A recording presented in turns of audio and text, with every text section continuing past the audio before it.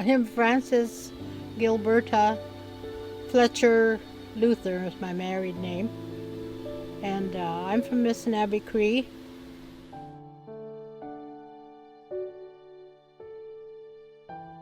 I grew up here in Missanabie.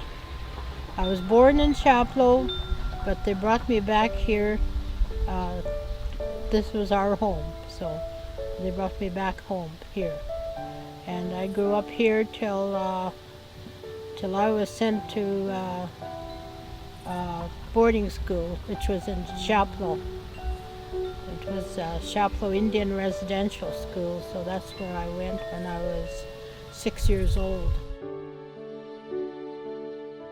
That's the reason I left Nova Scotia in 1992, was to come back and help our First Nation get land. So it's amazing that I seen the end, that we finally got the land, because Archie didn't, and he was one of the ones that was doing that as well, starting up the band and getting it going and seeing where we could go, how long it would take to get our land. I think he would be pleased. He would finally, that was his goal, same as mine. Chief and Council asked Archie, Nolan and I, come up, look for some a resort that may be for sale. So we said okay. So we rented a Jeep and we drove up to Missanabie, spent a few days up here looking around. We went to Murray Lake, we went to a couple other places out on Missanabie Lake. We asked them questions. We came to Island View, and Island View said, yeah, we want to sell. Missanabie Cree First Nation, and we own the lodge. Yay! That's a lot of work. A lot of hard work.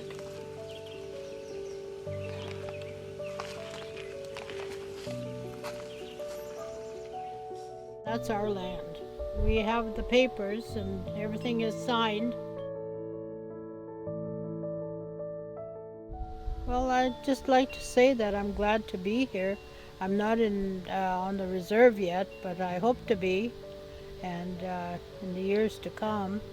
I'm so honored to be here today with the chief and council to open this lodge up, and I think it'll be a good start for our community. Knowing that this is where we belong, but to say that this is our land, this is where our First Nation's going to be, is a beautiful gift that we've waited so long for. And just knowing, it just brings peace. You know, like for myself, it brings peace within, knowing that it's a visible piece of land that we say that it's going to be in our name, saying Missanabie Cree First Nation, welcome to. You know, coming in, driving in, and I see a speed sign, 30 kilometers.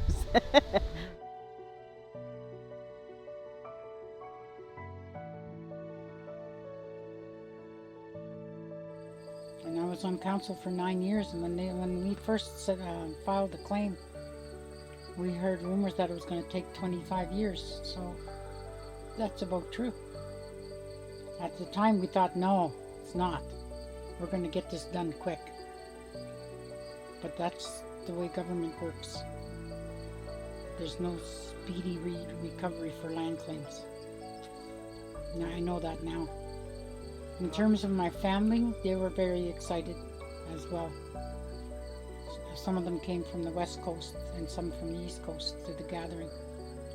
So they were very, very happy. I think everybody was happy. I don't think anybody was walking around with a sad face. It was quite a celebration. I never thought that would happen.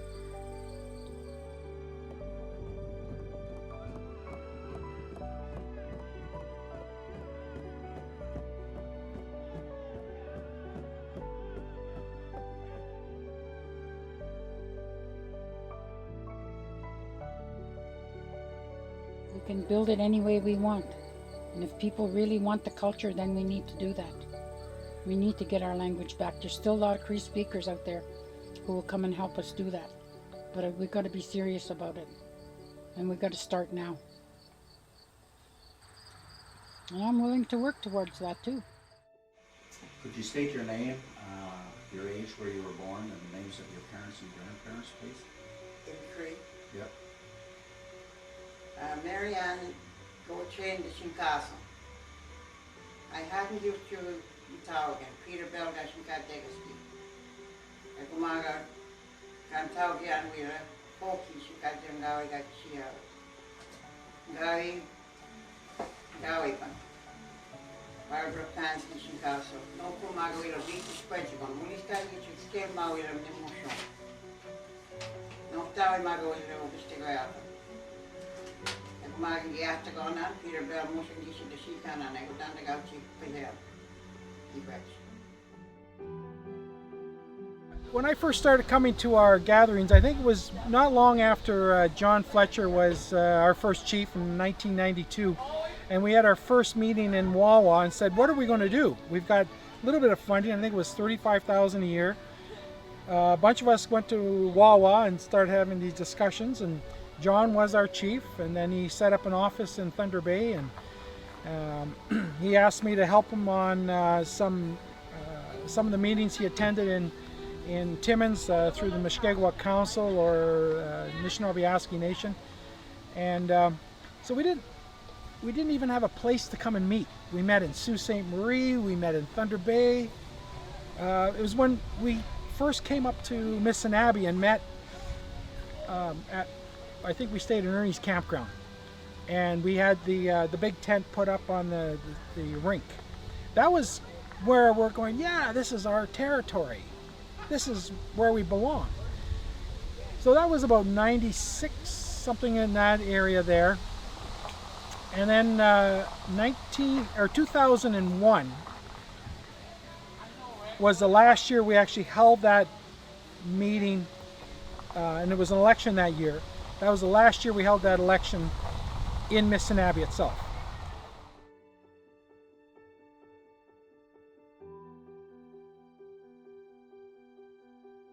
You know, I'm grateful that we have it. There's a lot of us who lived there before. I lived there. I lived in Renabie and Missanabie, you know, when I was a child. And but at the same time, you know, when I walk around in Missanabie and in the land, I feel that this was our land. This was our land, and we have to ask the government. You know, we have to almost beg the government and negotiate with the government for the land that was rightfully ours to start out with.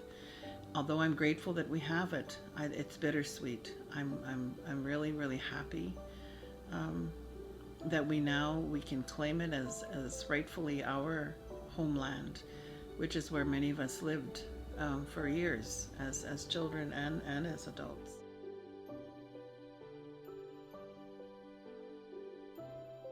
My name is Jonathan Solomon. I'm the Grand Chief of Mushkegowuk Council, which Missanabie Cree are part of the family of Mushkegowuk. And very full of joy for these people, for the Missanabie Cree, for so many years being displaced in their own homelands. And I think it's a historic day, and I'm very happy for them. And like I said, I can share my story with my grandchildren to what this day is about. And I see a lot of tears of joy by the people, even by the leadership. And I commend the previous leaders that worked on this file for so many years, and also the present leadership. And I wish them the very best, and that they're going to be home. They're going to be home in their homelands.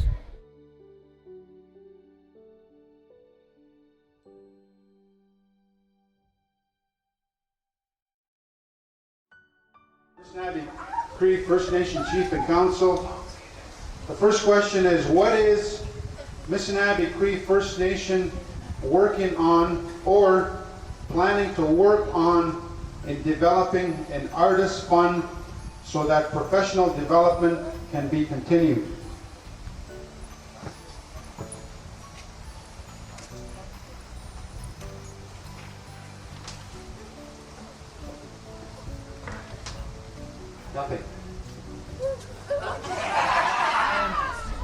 So we negotiated, and I remember Carol Nolan wrote the proposal through FedNor, and they approved the loan.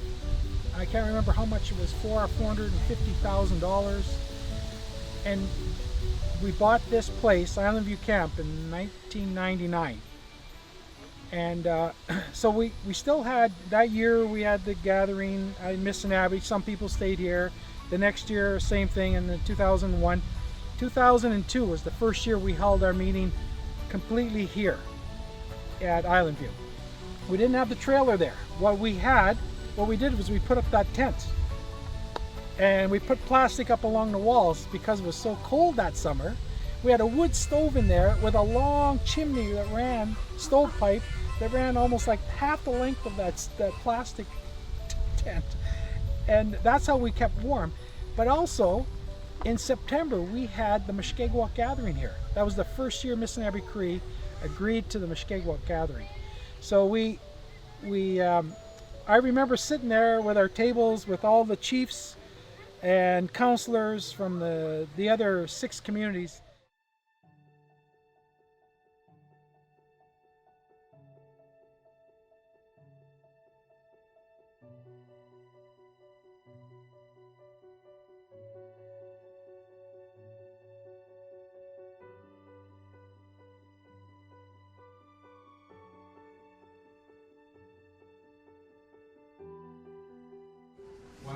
When that train pulled into Missanabie with a tractor on it, that's the first time I saw that tractor. It was sitting on the train. How are they going to get it off of there? There was no roads or nothing in Missanabie at the time. They built a ramp coming off of that flat car. Took the tractor off, car went in and he started it, he brought it down. And right from that point where he got off with it come off, that's where the road started in Missanabie. I remember it starting out. The next thing you know, he's gone in the bush. About noon now, he's already in the bush. They just behind his new school there. Yeah. Archie Nolan and my sister Jackie, that we started this all together in about 1991 or somewhere around that area. I had to go about setting up an office of my own. I had to run around and get everything that I needed to started right from scratch. And I had quite a bit of running around to do. There's a traveling here and there to meeting other chiefs and getting some ideas from them. The other thing is I picked up quite a bit from them, and I went ahead with the lawyer. We got a hold of a lawyer by the name of Sherry or whatever his name was, and he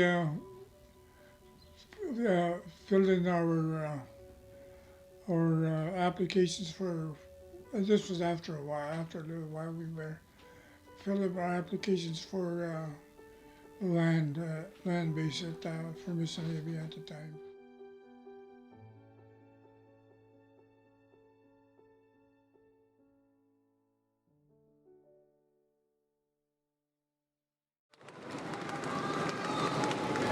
Mr. Missanabie, 2018, Jesse Souliere.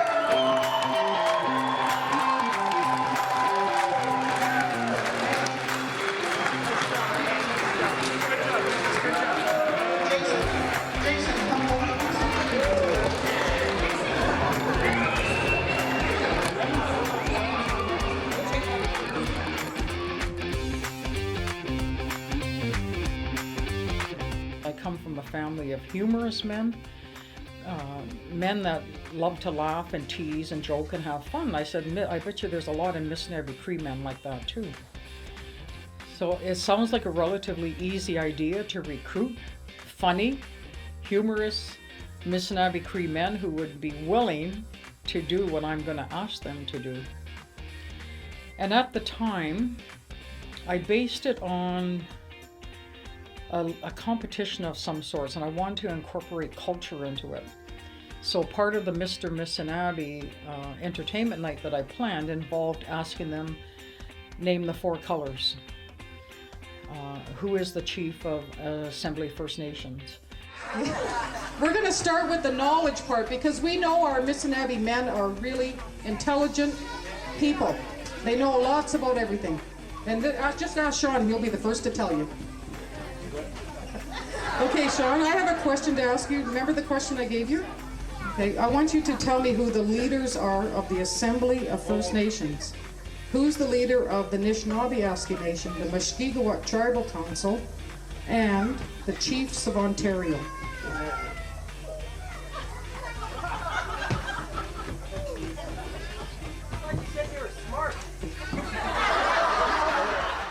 And it was to show that our men had knowledge. And if I thought that they might stumble on an answer, I would give them the answer so that they could just rattle it off, because it was based on entertainment. It wasn't based on setting somebody up to fail or setting someone up to not know the answer and then go just, fumble or feel not inadequate, but you know what I mean. It's I didn't want them to look unknowledgeable, I guess, on the stage. So it was all about providing education at the same time and cultural knowledge.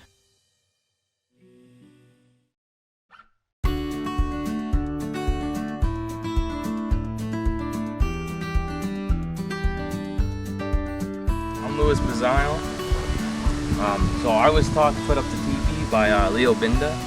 The way he taught me is first you start off with 3 poles and you tie them together laying down on the ground. You tie them at the tops, and what you do, you take your 3 poles, you lay them down, and then you extend them straight up all the way into the middle, so they're pinned straight up all 3 of them. And then each person would grab 1 pole. And like a camera tripod, you'd each grab 1 pole and walk it out. You'd have one in the east, the south, and the north. And that's where you'd start. But anyways, you'd set up your tripod, and then that's where you'd take your rope, bring it around a couple times, tie it so it's tight, and then you start adding in your poles. You start from the east.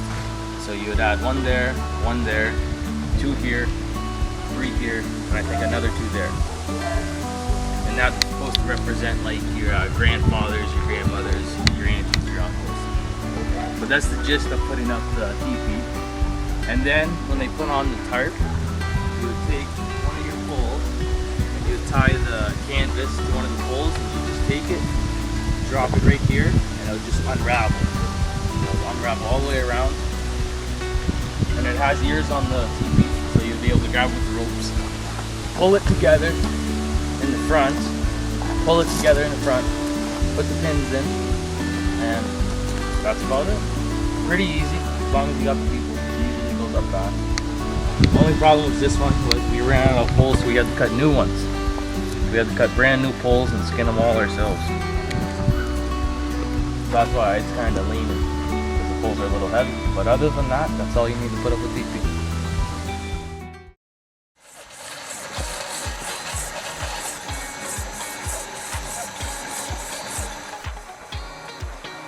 So we did pipe making workshop here, bringing back an old traditional way of making pipes, and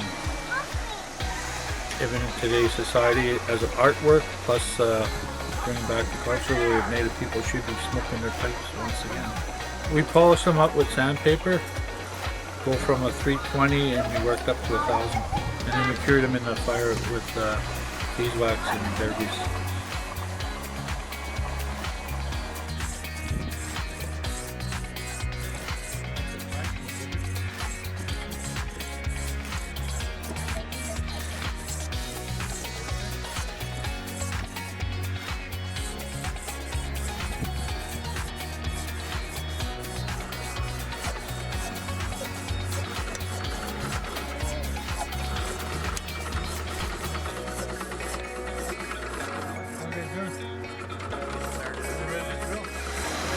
So I'm making an L pipe here, and it's a grandmother pipe, because in the syllabics, LL means Nana, which means grandmother. And the grandfather pipe, if you go around here, Jesse, you'll find a couple people making grandfather pipes. They're T pipes. And in the Slavics, TT means grandfather, means papa. And so a lot of people think you have to be, so this will be the pipe here once it's finished being cut out. A lot of people think that to have a grandmother pipe you have to be a woman, or to have a grandfather pipe you have to be a man, but that's not necessarily true. It depends on when you're going into pipe ceremonies who you want to call on for aid. If you want to call on the grandmothers or if you want to call on the grandfathers. And so anyone can essentially make a pipe of any kind.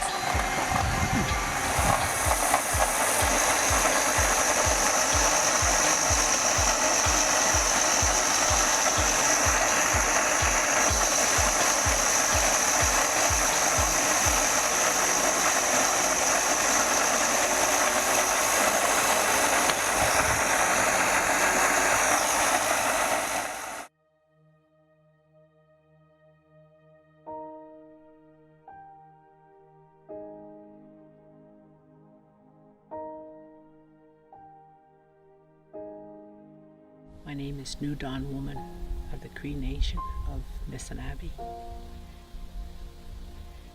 In 1995 is when I got the call to come to Missanabie to apply for the position of the band manager at that particular time. We had no money as a First Nation, or very, very little. I knew one day I would be running for a position within Missanabie Cree when we started to build together.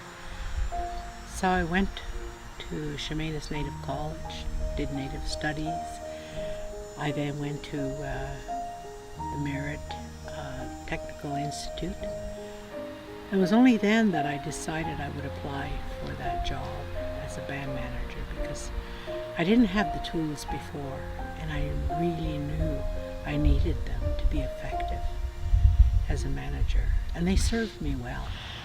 So our office at that particular time was in Thunder Bay, in which John Fletcher, my brother, was the chief at that time. And I looked over the work that had been done for the previous couple of years and found that we needed to do a lot more. We needed to really get serious about how we're going to bring our First Nation forward through the filing of a claim and being accepted by the Government of Canada, and so we could begin the work.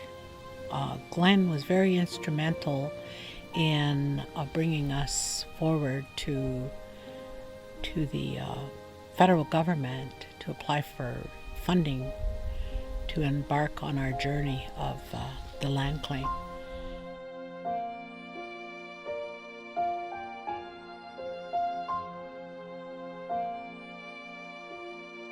First of all, I'm really grateful to be here. I mean, this was a really monumental moment, and you could feel the energy in the room. You could feel the emotion that people were, there's a lot of crying, a lot of tears, and especially for people who didn't get to see it.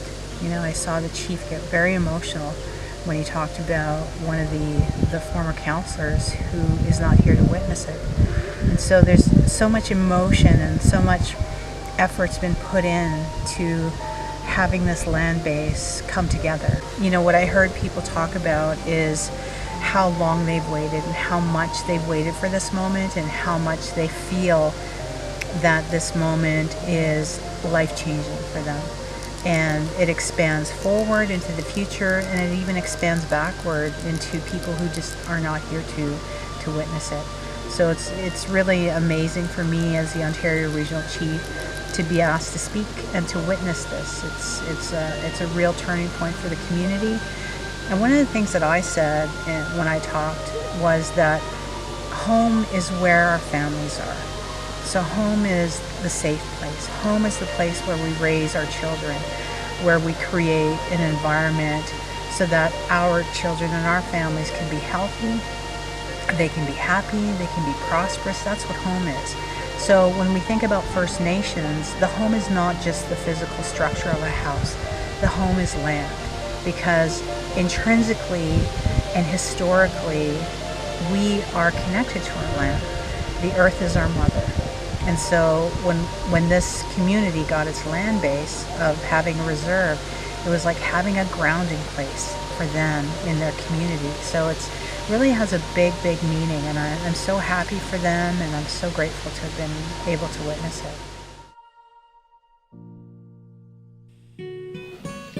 We want to apply for a First Nation reserve.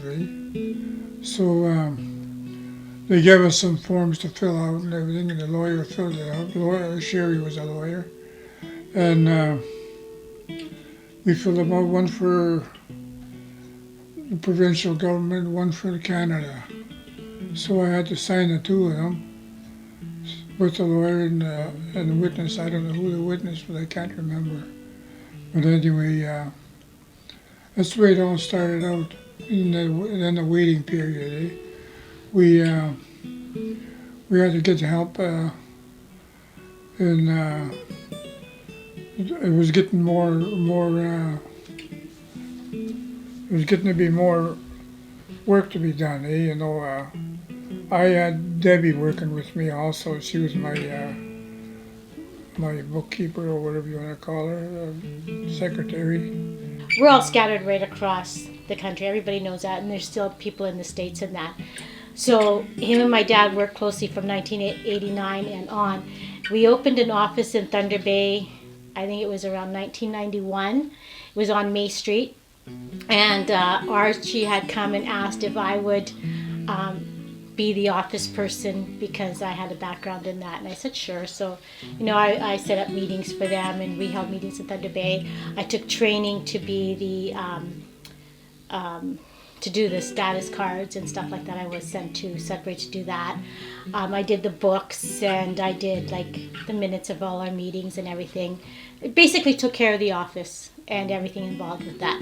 In 1992, we went to Missanabie, and there was maybe 51 people in Missanabie at the time at this meeting where we were doing our first elections. Pardon me? In the community hall, yes. Can't stop it now.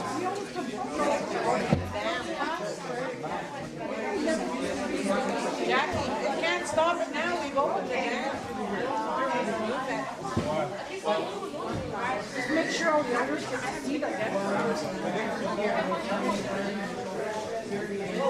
Again, I really, like from the bottom of my heart, I say regrets to all the people that were involved in the beginning of Missanabie Cree. My Uncle John and Jackie, when we first started up, and Glenn was involved. And then it was really good to see more people become involved as the years roll by, and to what it is today. And we're gonna move ahead on this. It took more than 100 years, but the Missanabie Cree First Nation says the federal government is recognizing its ancestral lands. The band is calling Friday's announcement an historical moment. To talk more about this, let's bring in Jesse Souliere. He's the chief of the Missanabie Cree First Nation. Hello, Chief Souliere. Hello. So what does this decision mean for your members?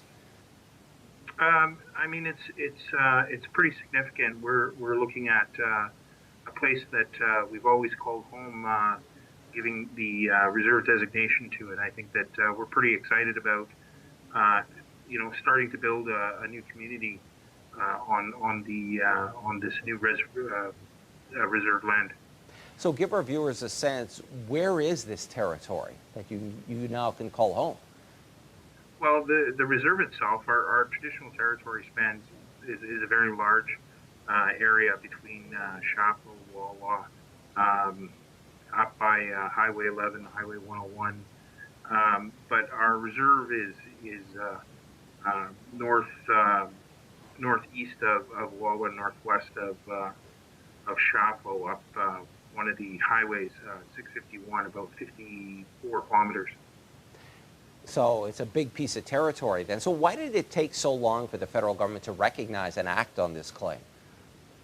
Well, I think it's a process. I think the original, I think we'd have to go back, 112 years to have a discussion about, why we were not given the reserve back then. But since the process, since we started the getting the reserve process started back in where we agreed upon something in 2011 to now is just a lot of red tape. There's a lot of things that have to be done, and I recognize that there is a process in order to get to that. So does this claim open the doors to greater funding and or economic opportunities for people in your community? Yeah, I think that we can apply for funding that applies to having that reserve designation. I think that we're looking for own source revenue. We're looking for economic development for our First Nation, and we don't want to be dependent on the federal and the provincial government in perpetuity. I think at some point we need to break away and start becoming completely self-sufficient. But you're right. With the reserve, we can apply for new funding. You just touched on something. So you do get the mines and the mineral rights to those lands, which would be an economic boon, obviously. That's correct. I don't know.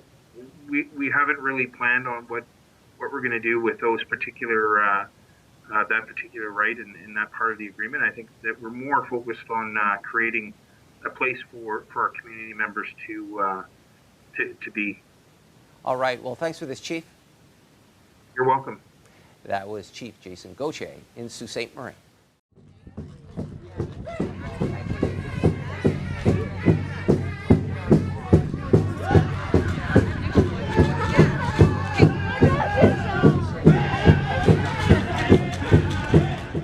We were successful in negotiating a minimum standard of land that we were supposed to get, which was 15 square miles. But it goes into a process of adding reserve status onto that piece of land. And there was what are called easements, and there was home of power, and there was Bell, I think. There was a process in which we had to do a survey around the land itself.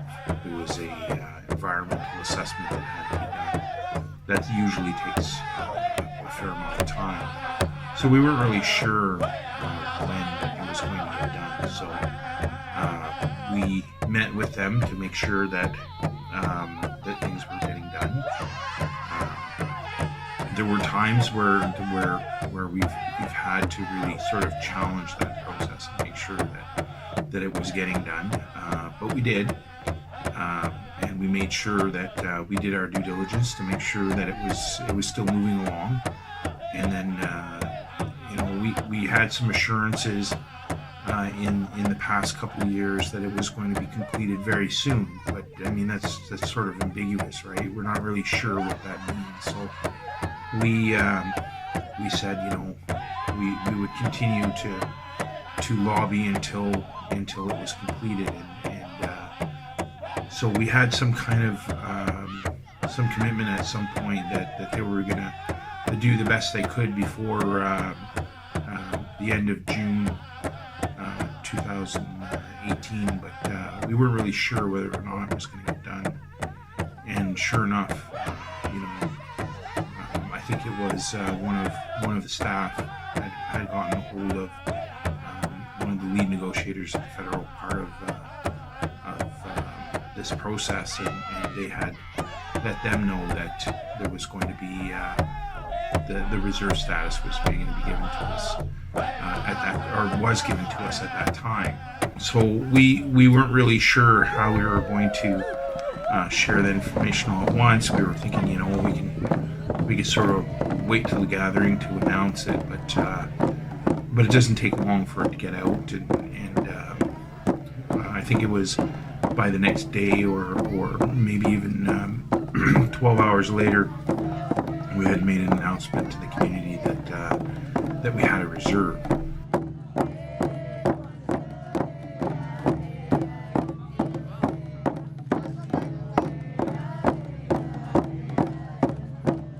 Thoughts on the day? Emotional, up and down. I don't know that I celebrate the creation of our reserve, but I certainly celebrate our families and the resilience of our people and the resolve of our people. It is a historic day, and you know, I'm so happy that I could be a part of it and commemorate certainly a historic period within the history of the Missanabie Cree.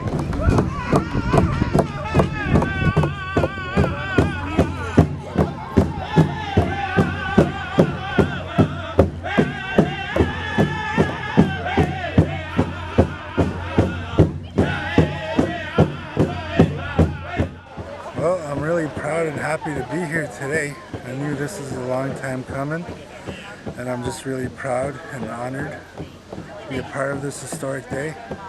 I know the members of Missanabie Cree have been wanting this for a long time, and I'm just glad that we're seeing some progress in our lifetime.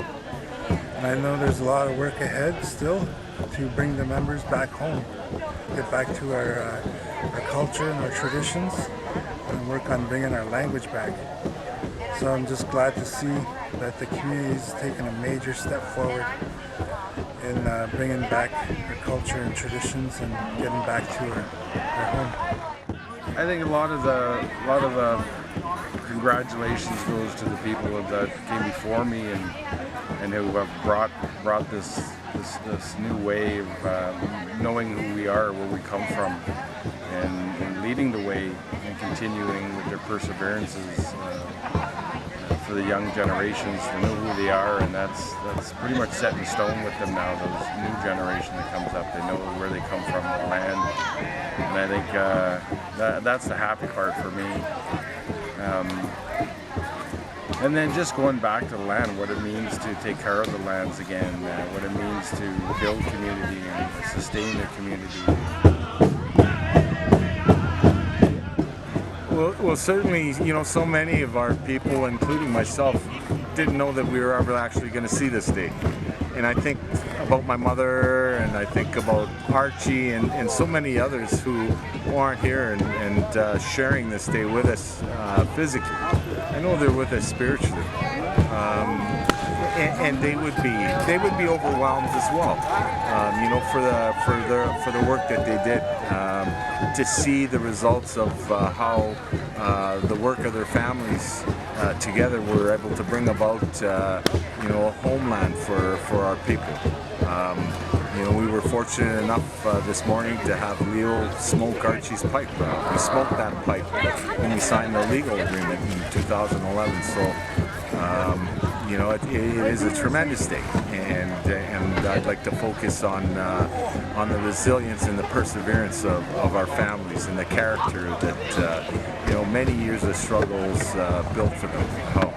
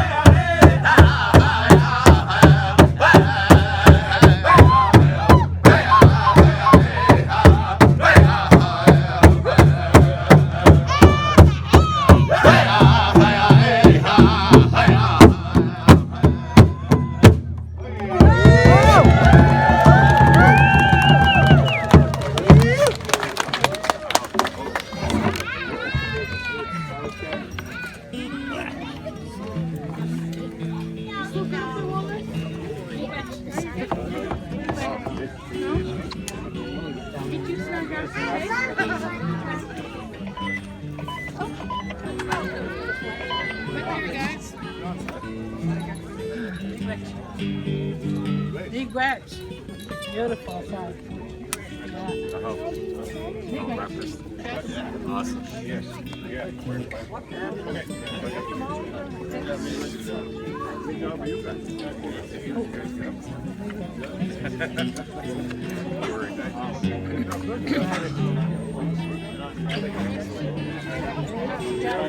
You know, everything's done now.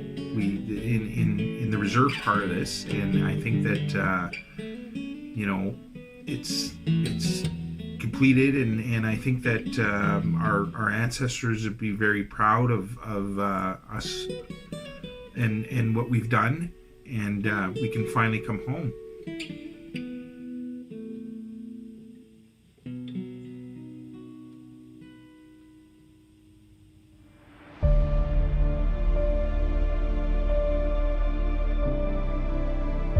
Missanabie Cree First Nation struggle to reclaim the land from the Canadian government began in 1906.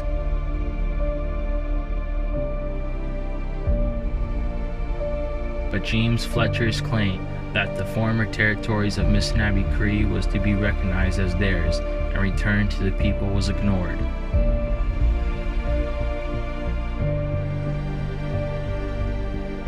But 112 years later, on a famous day in July of 2018, the people of Missanabie Cree celebrated a momentous victory over the Canadian government. 15 square miles of the people's heartland around Missanabie, Ontario, was given back to the people.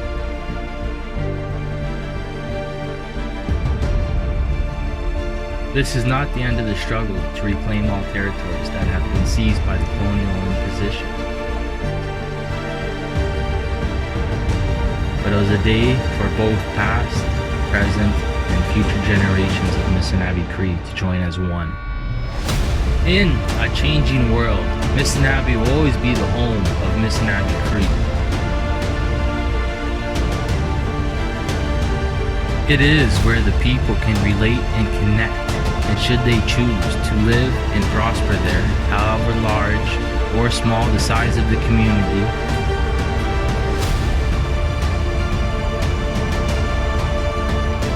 the spirit of Missanabie Cree will live on forever in the hearts and minds of the people, for the land is theirs and always will be so, now and forever.